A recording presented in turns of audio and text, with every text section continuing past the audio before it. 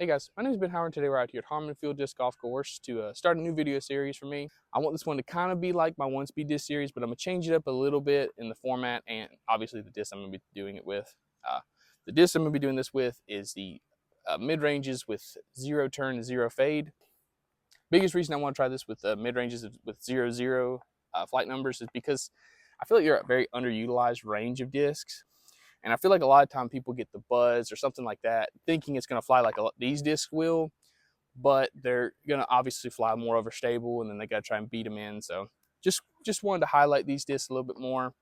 Today we're going to be playing with the Mako3 and the C-Line MD1.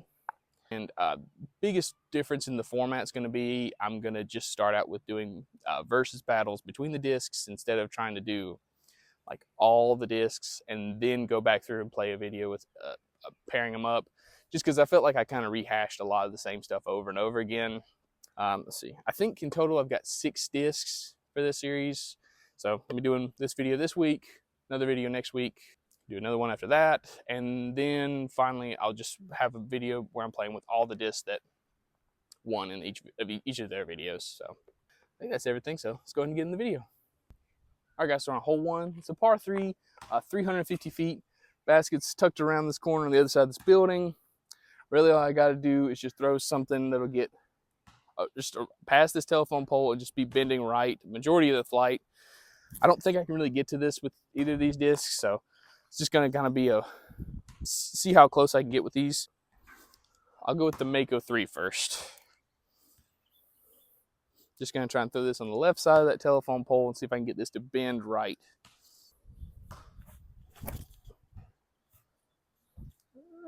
Okay, cut the corner a little bit, but that should be really good. Let's see if I can do that with the MD1. That's much better. That's at least the intended shot. I'll be curious to see where those ended up, because I feel like the Mako3 is going to be shorter, but it's going to be farther right. We'll see. All right, guys, so my phone overheated in the middle of my shot with the MD1, but I put it under the basket pretty much from I was like 10 feet back of the Mako3. But what I was trying to say when I was filming that shot was, in this series, I'm going to be putting with my regular putting putters once I'm inside of circle 2, just because obviously you're not going to be putting with these, but it is going to be interesting to see how these fly at lower speeds, just in that 80 to 100 foot range. So I'm trying to throw the same shot with the Mako. I did throw a forehand with the MD1, but this one I want to try backhand. Just smooth it on a little bit of Anheuser and try and get it to land on the basket.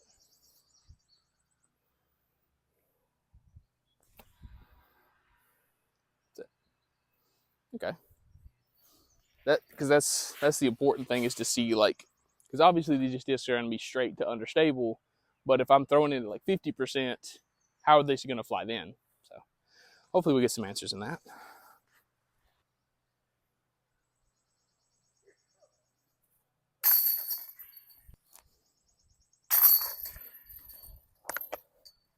All right, guys, so we're on hole 2. It's a par 3. I'm not too sure what the distance is on this one. I think it's in that 300 to 350 foot range, but you can kind of see it between these 2 trees straight ahead. This is another one I'm not really going to be able to reach from the tee pad, so I'm just going to try and throw this out there as far as I can and just see what I got. I'm just going to try and see if I can hit these hard on a little bit of hyzer and see if I can get them to pop up to flat, or if they're just going to hold the angle.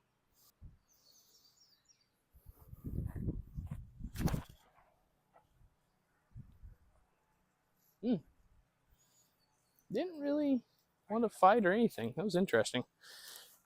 I feel like it kind of flipped up, but not really. That was a nice flight. See what I can do with the MD1. Oh, gosh. Well, got through it luckily. Sorry about the glare. I tried to get rid of it, but there's nothing I can really do about it, and let you see the basket. But so I'm just gonna try and take the MD1, just try and throw it just under the ceiling, just trying to see how close I can get to the basket.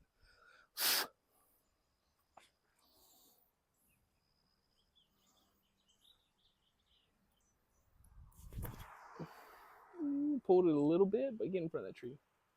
Okay. I think that's like a 30 footer. So it's a putt at least.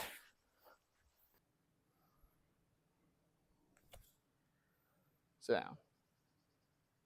All right. That'll be a putt.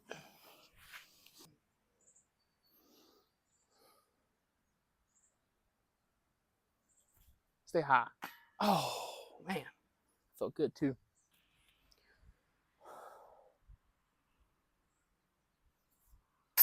There we go.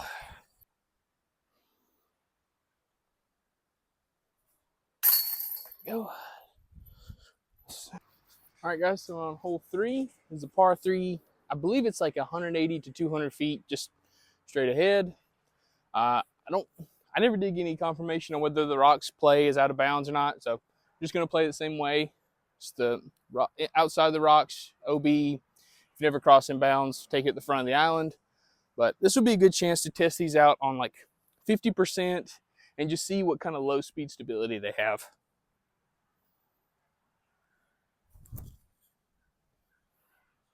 Get up there. Woo, snuck through the rocks on that. Ah, too wide. Dang it.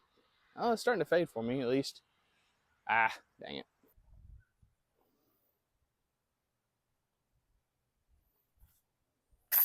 There we go.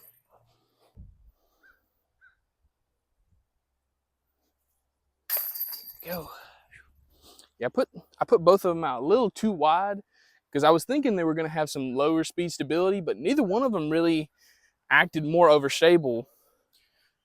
All right, guys, so we're on hole 4. It's a par 3, 350 feet straight ahead. Biggest thing to pay attention to is the cart path off to the right and beyond is out of bounds. Shouldn't come into play though. On this hole, I'm going to try and throw both of these on forehand. I do want to throw these on a low ceiling shot and see how much carry each one of them has. But I feel like we kind of covered that on hole 2. And I think this is really the only hole that really sets up nice for a forehand. So just go ahead and do it here. Just got to throw these on a little bit of hyzer. Try and get them to stand up, push straight.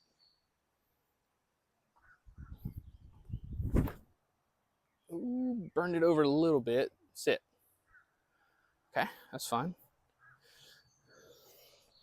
Try the same shot with this one. Same thing. Sit. That's fine. So they ended up about 5 feet apart. So I'd say they pretty much did about the same on that. Let's go ahead and put this under the basket.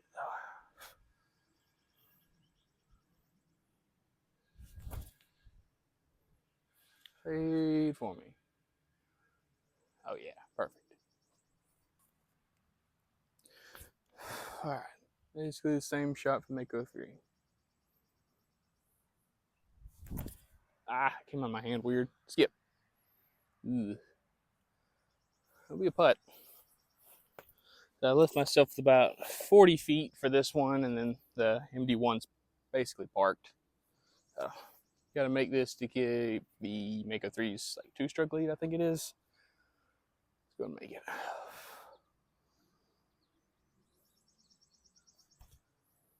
Drop. Yes. Woo-hoo-hoo.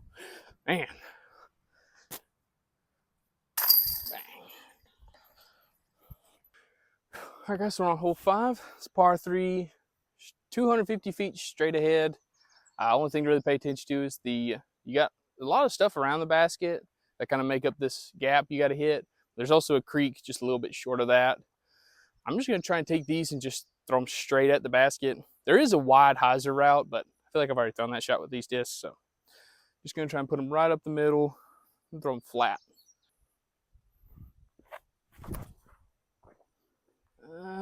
Off a little bit, but ooh, really good kick. I think that put me to like 15 feet. Just trying to do the same thing, but a little bit straighter at the basket. Same thing. I actually got a little bit of turn. I didn't see where that went, so should be inside the circle, just like the MD or the Mako3. We'll see. So the MD1 got through everything nicely. Gave me a nice, maybe not even 15-foot look at it. go. For the Mako3.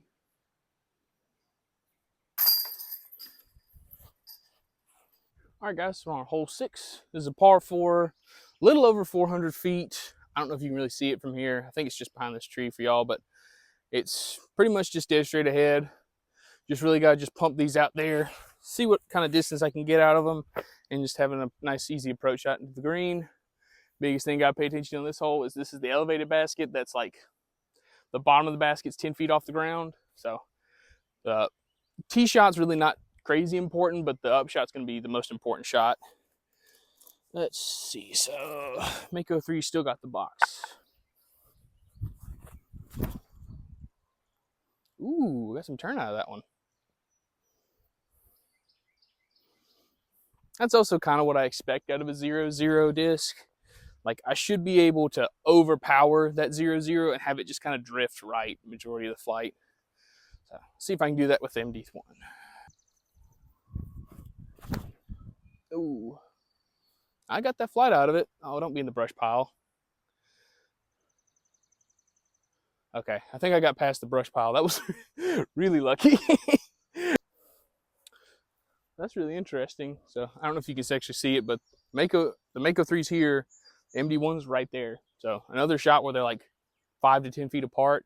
Even though I gave the Mako3 even though I gave the MD1 that extra amount of height, and it got that late push when it just started to fade out, it still barely went farther than the Mako3, which didn't have that extra height and didn't get that extra push at the end.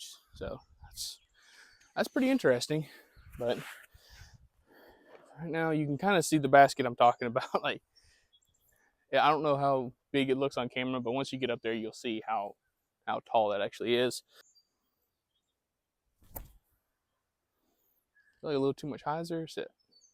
Okay, that should be fine. A little long, but you kind of want it. You don't want to be under the basket on this one, because then you're looking straight up at it and having pretty much no putt.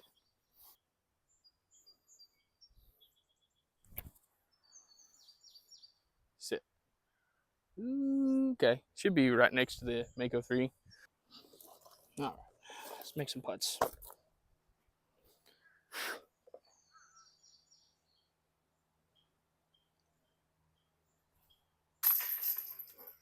There's that one.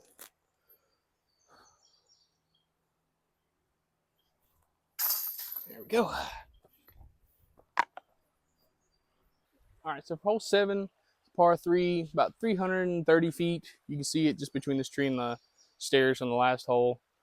You got this gap out to the left that you can take, but I like the gap out to the right just because you really only got to miss this tree on this side, and it's a little bit more comfortable, obviously, with the backhand, right-hand backhand. But biggest thing is I want to try and see how far I can get these to go without bending too far to the right, because I don't know if it plays as OB, but there is like a bunch of tall stuff off to the right that don't want to end up in. So just put this a little bit higher to see if I can get this to stand up.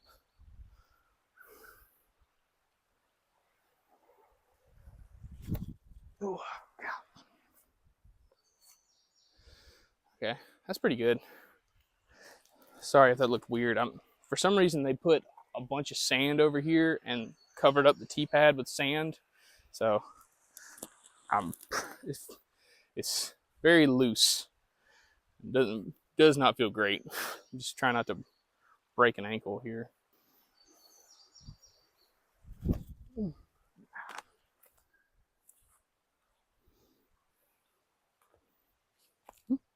Yeah, once again, flew about the same.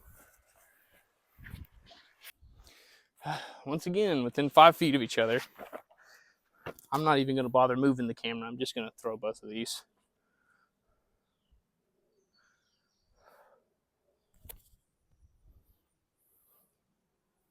Perfect.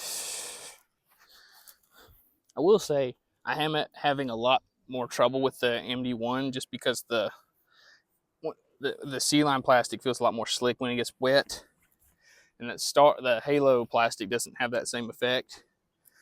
So hopefully I got all the water off. Oh, sit.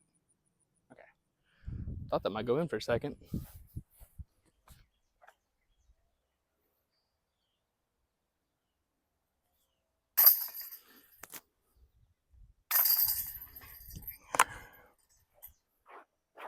All right, guys, so for hole 8, we got a par 3, about 300-ish feet, tucked way off to the right.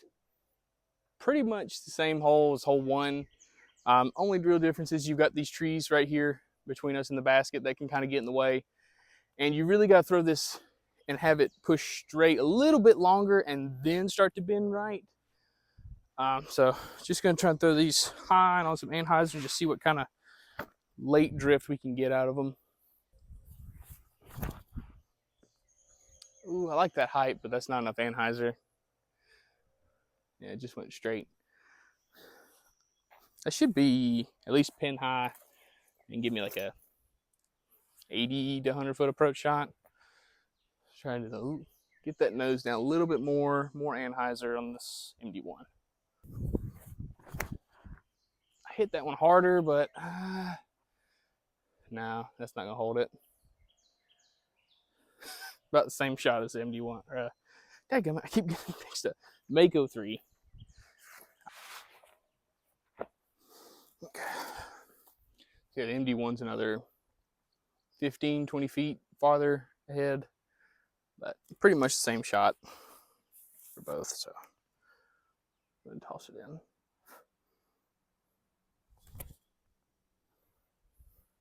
Oh, short. Misjudged the distance on that a little bit.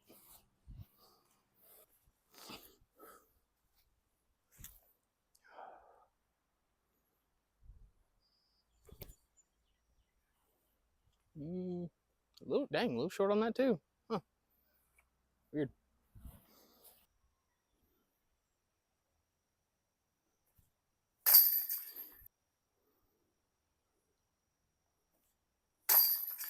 There we go. All right, guys, we're on hole 9, final hole of the video. I think it's a par 3, about 330, 350 feet, just dead straight ahead. Only real danger in this hole is the OB path off to the left, which really shouldn't come into play on this shot. Just gonna try and play this through, really just throw this straight at the basket and just hope I miss all the trees and just see how close I can actually get. Ooh, got to flip up that time. Need a little bit more height.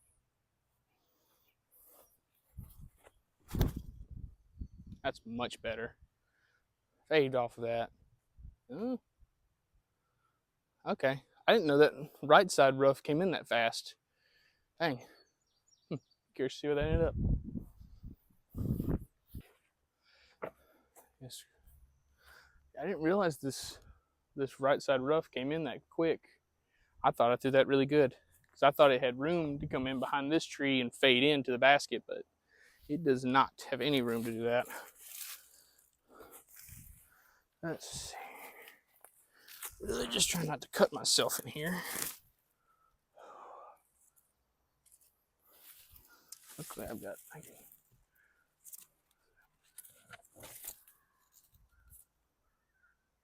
nice, perfect.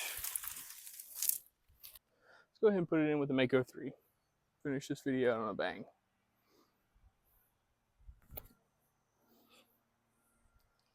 Ooh, almost.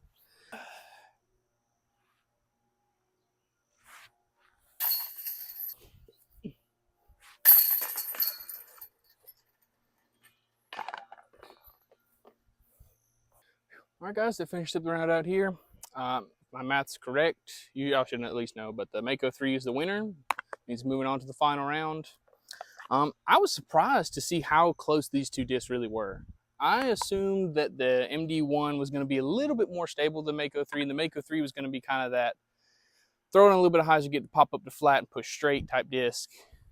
And it really surprised me with how stable these actually are. I mean, I'm assuming this is probably the most stable version of it you can get. So the fact that it's flying this straight is just because of the plastic, but I was surprised to see that it was actually that comparable because I believe the C-line is the most stable version of the MD1 that Discmania makes. So really surprised with those results. And like with the MD1, I've thrown this a few, like you've seen me throw in other videos. This is a very straight neutral disc, but you can kind of see, especially compared to the Mako3, this had like that